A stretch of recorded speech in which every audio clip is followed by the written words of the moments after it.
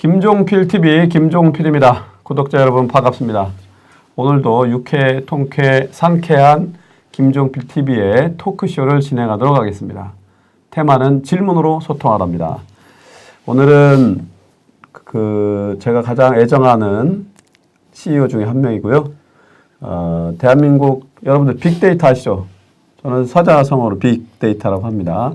빅데이터. 예. 빅데이터계의 왼손, 왼팔. 제가 왜 이렇게 하냐면 여러분들 뭐 각종 언론 보도를 통해서 뭐 그런 표현들 보셨죠. 뭐 누구의 오른팔, 뭐 오른손. 근데 이분들이 절정의 위치에 있긴 하지만 빵에 갑니다. 그래서 제가 역할은 하되 롱런하도록 왼손이나 왼팔이 되어라는 그런 애정을 담은 제가 이제 네이밍을 한 겁니다. 그만큼 빅데이터의 전문성을 갖고 있고 또 되게 경영적으로도 그렇고 또 사회적으로도 큰 역할을 하는 우리 안동욱 동지와 함께 여러분들과 소통을 하도록 하겠습니다. 테마는 빅데이터와 정치입니다. 네. 근데 이제 이분이 요즘 사업이 좀 잘 풀리고 그래서 술술 풀리잖아, 그죠? 예. 일단 먼저 인사부터 하네. 네, 안녕하십니까. 데이터로 세상을 읽는 남자, 오케이. 안동욱입니다. 반갑습니다. 박수! 네. 너도 좀 치고 그래요. 네. 우리 안동욱 대표가 우리 김종필TV의 뭐 창업 공신이고 열혈 후원자입니다. 예, 그래서 우리 술자리 가면 명함을 저보다 먼저 돌리고 있어요. 우리 김종필TV를. 네. 예. 그만큼 마케팅이나 경영적 관점이 뛰어나고 의리가 깊은 분인데, 자, 곧바로 그냥 질문 들어가겠습니다. 빅데이터란 네, 전문가로서 네네네네. 한 말씀 요약해 주세요. 뭐 오랫동안 들어온 질문이고요. 네. 이게 몇 년 전부터 받아온 질문이지만 매해 다르게 답변하게 되더라고요. 저 스스로도. 경험상 많은 어떤 그런 해석들이 있었던 것 같아요. 근데 이제 진화되는 심화된 이런 측면인가? 네네. 그렇죠? 빅데이터가 이제 비즈니스적으로 뭔가 이제 활용되거나 응용되는 과거의 시점에서는 일단 데이터를 무조건 좀 쌓아야겠다. 많은 데이터, 큰 데이터가 진정한 데이터가 아니냐라는 약간 강박관념이 좀 있었어요. 네. 그런데 이제 그게 쓰임새라는 측면에서 봤을 때는 너무나 방대하고 쌓여만 있다 보니까 이걸 어떻게 써야 되지? 하는 그 고민들이 한 7, 8년 전에는 좀 있었던 것 같습니다. 근데 이제 최근 들어서 특히나 이제 인공지능이라든가 이런 것까지 결합이 되면서 데이터의 쓰임새가 이런 거구나. 예. 활용이 이런 차원에서 활용돼야 되는구나라는 실증들이 많이 나오면서 최근에 제가 이제 빅데이터 관련해서는 좀 이렇게 잘 모르시는 분들한테 설명을 이렇게 하면 쉽게 이해가 되시더라고요. 예를 들면 빅데이터는 네모다 이런 식으로 간명하게 한다고 어떻게 정리할 수 있을까요? 빅데이터는 레시피다. 요리에서 말하는 뭐 또는 요리 레시피. 제가 이렇게 정의를 하고 설명을 하니까 이제 제 스스로도 명쾌해지더라고요. 네네네. 그러니까 스스로가 명쾌해야 또 듣는 이들 소비자들한테도 정확하게 맞습니다. 메시지랄지 정보가 전달되는 것 같아요. 네네네. 우리 안동욱 대표는 특히 작년에 되게 탄력을 많이 받았어요. 이게 사회적으로 평가를 받은 건데 각종 중소벤처기업부 장관상을 비롯하여 각종 그 장관상을 거의 휩쓸다시피 한 컨텐츠도 풍부하고 또 뭐랄까 비즈니스적으로도 되게 성과를 많이 창출한 그런 업체인데, 자, 다시 돌아와서 그러면 그 빅데이터가 지금 이제 4차 산업혁명 시대잖아요. 네네네. 근데 4차 산업혁명 시대와 빅데이터는 어떤 연관성이 있는 거죠? 가장 최근에 제가 연관성을 잘 지어준 단어 하나를 보면 일단 빅데이터는 4차 산업혁명의 원유다. 원유. 그러니까 모든 산업, 최근 말하는 4차 산업은 사실은 새로운 어떤 산업의 그 도출이 아니라 기존에 있었던 산업들의 융합에 가까운 것들이거든요. 새로운 창조라기보단 기존에 있던 것들이 어떻게 융합했을 때 융복합시키는 거구나. 맞습니다. 집약 집중. 그래서 그런 것들을 집약하는 거에 있어서의 가장 근간이 되는 것이 데이터다. 저는 사실은 이 빅데이터에서 이 빅이란 말을 별로 이제 좋아하지는 않거든요. 약간 약간 자극을 좀 주기 위한 형태의 단어의 조합으로 만들어진 것 같아요. 왜냐하면은 꼭 데이터가 커야지만 쓰임새가 있다라는 강박에서 좀 벗어나서 네네. 요새는 그래서 스몰 데이터를 거꾸로 얘기하기도 하는데 스몰 데이터와 빅데이터 아니면 어떠한 다른 데이터 유형들이 결합했을 때 유의미한 것들이 나타나고 그 유의미성이 결국에는 산업에 영향을 주고 주어진 영향에 따라서 모든 산업의 원유처럼 작동하는 오케이. 예, 그런 게 이제 빅데이터 4차 산업과의 연관관계라고 보여지고 있습니다. 그러니까 이제 포커스는 앞에 있는 빅은 뭐 형용사 수사격이고 그렇죠. 실체적으로는 데이터가 핵심이다. 데이터입니다. 예. 네. 아, 우리 네. 이거 이게 네. 평소에 저희가 맨정신에 이렇게 얘기하니까 잘 풀리네요. 네, 저희가 술술 이렇게 하면서 네. 많이 소통을 해서 그러니까 이제 산업에도 네네. 그런 영향과 연관성을 갖고 있고 네네네. 근데 또 인간의 어떤 일상 삶에도 그렇죠. 그런 그죠? 네네네. 피나 원유 같은 역할을 한다. 네네네. 이렇게 볼 수 있겠네요. 네네. 아주 쉽게 여러분들 뭐 쏙쏙 들어오지 않습니까? 네. 예, 그 어떤 교수나 유명인보다 네. 왜냐하면 산업 현장에 있고 또 생활인으로서 일상적 소통을 많이 하니까 네. 그것도 결정적으로 우리 김종필 TV의 핵심이기 때문에 예. 아 여기 오니까 좀 말이 잘 풀리네요. 옆에 계시니까 네, 마음이 편합니다. 네. 아 저희는 만나면 좋은 친구. 서로 가기가 싫어. 어디로 직장이나 집으로 가야 되는데. 저희 와이프가 제일 싫어하는 거. 사람이 지나치게 진실네. 그거를 다시 이 채널은 이제 시사나 정치의 정치를 좀 깊게 보고 맥락을 잘 이렇게 변변하는 뭐 그런 데 도움을 주겠다는 이런 취지가 강해서 사전에 이제 안내 드린 대로 곧바로 다시 또 질문 들어갑니다. 그러면 이 빅데이터와 정치 이건 어떤 관계가 있고 어떻게 해야 우리 보통 사람들이 쉽게 이해할 수 있을까요? 특히 4월 15일 날 국회 선거가 있잖아요. 뭐 선거 이런 거 같이 연관해서 한번 네, 좀 한 말씀. 뭐 시대가 시대고 시기가 시기다 보니까 사실 제가 뭐 정치에 대한 어떤 전문성이 있거나 하진 않은데 이런 질문들을 좀 간혹 듣곤 하거든요. 그렇죠. 근데 일단은 그 빅데이터와 정치가 바로 연결성이 있다라기보다는 정치를 하는 입장에서 이 빅데이터의 속성을 어떻게 활용을 하면 좋을까에 대한 걸로 좀 이렇게 제가 얘기를 해보면 사실은 정치는 결국엔 소통, 우리 김종필 의원께서 좋아하시는 그렇죠. 소통. 네.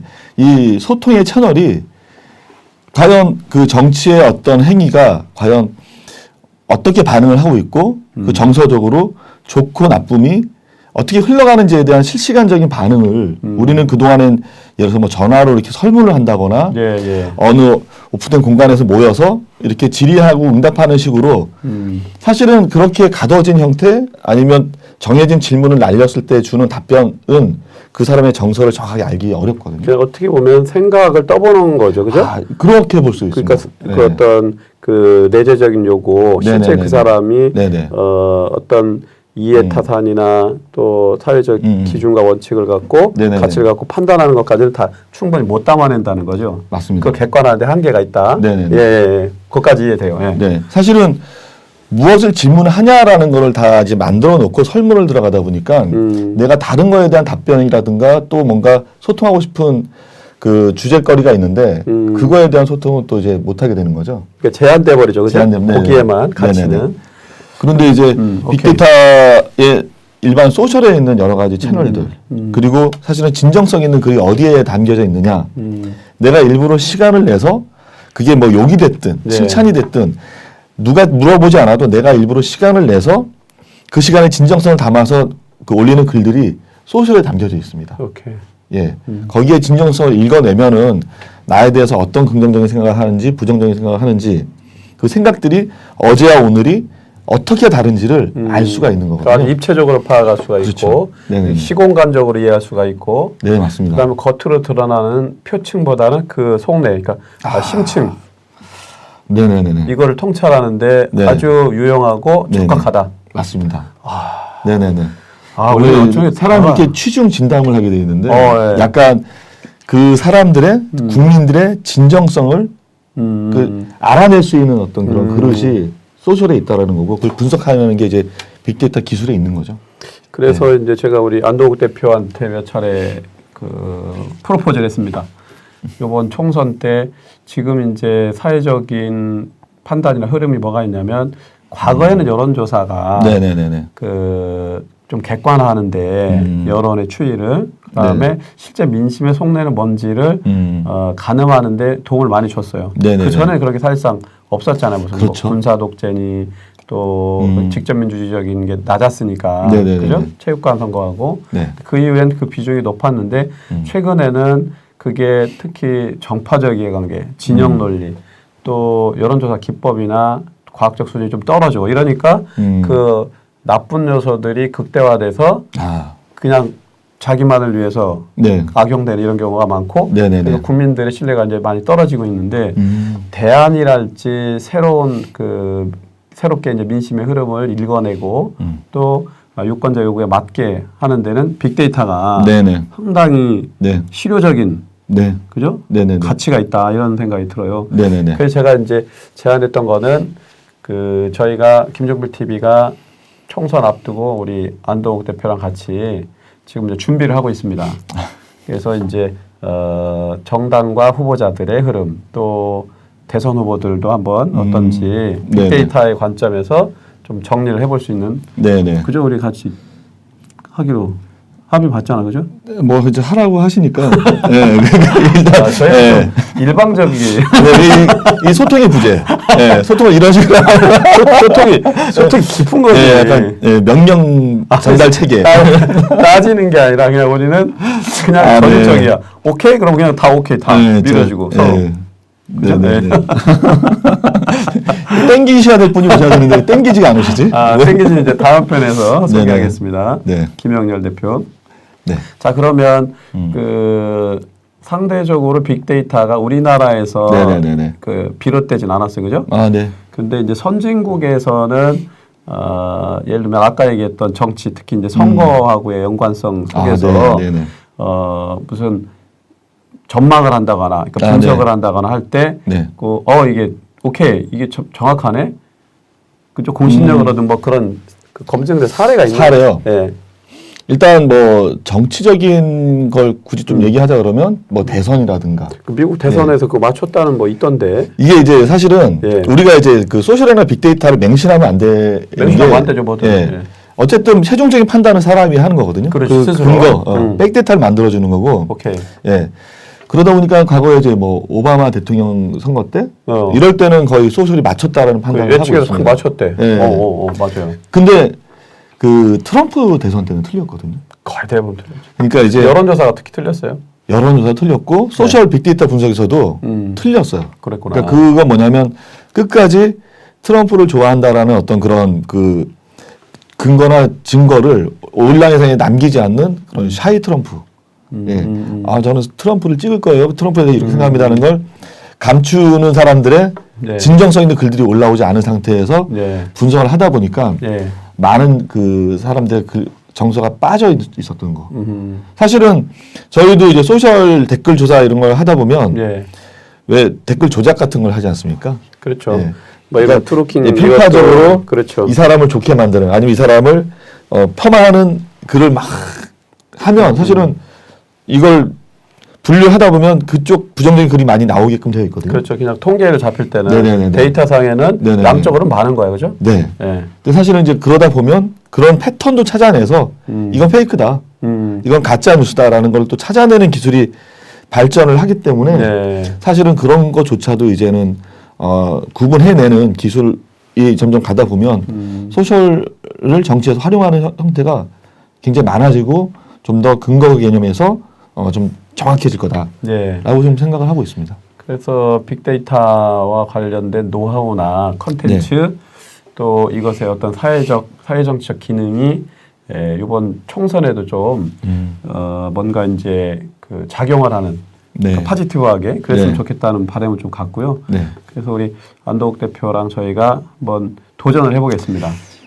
그래서 뭐 아주 유의미하고 퍼펙트한 이런 건 아니더라도 그런 방향성으로 민심의 흐름을 잘 이렇게 짚어내고 그다음에 아까 얘기했던 지금 뭐 사회적으로 가장 심각한 문제가 이 가짜 뉴스 그죠?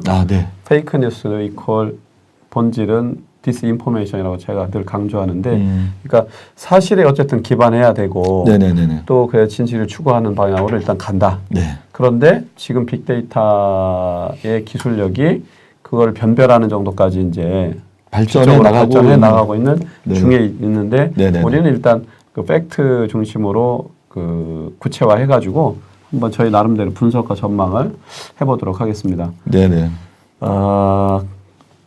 요 대목에서 우리 안도욱 대표에게 질문을 한 가지 하겠습니다. 양심껏 네. 대답을 해주시기 바랍니다. 진보 보수를 뛰어넘는 생각을 하고 계시죠? 어느 편을 들고 있지는 않죠. 예, 안 들고 있습니다. 네. 네. 그렇기 때문에 신뢰할 수 있습니다. 예. 김종필 TV는 진보 보수를 뛰어넘는 그 미래지향적이고 진취적인 그런 혁신을 추구합니다. 여당 편, 야당 편. 진보 보수 편이 아니라 국민의 편. 원래 우리가 그거에 합의 본 거 아니에요. 네. 그 데이터를 근거로 하고 증거 기반에 어디든 편협되지 않는. 그렇죠. 네네네. 그래서 그런 정보를 서비스하도록 하겠습니다. 네. 그래서 뭐 2주가 될지 3주 텀이 될지 그런 정기성을 가지고 우리 대한민국 최고의 빅데이터 전문가 안도욱 대표랑 빅데이터와 정치, 뭐 이번에는 총선 또 차기 정치 지도자 대선 후보와 관련된 데이터들을 조금 재미있게 기획을 해서 여러분들과 함께 공유하도록 그렇게 하겠습니다. 오늘은 요 대목은 요까지 마치고 잠시 후에 김영렬 땡기지 K시크 대표와 같이 우리 또 사는 얘기를 나눠보도록 하겠습니다. 여러분 다음 편에 뵙겠습니다. 감사합니다. 이렇게 네.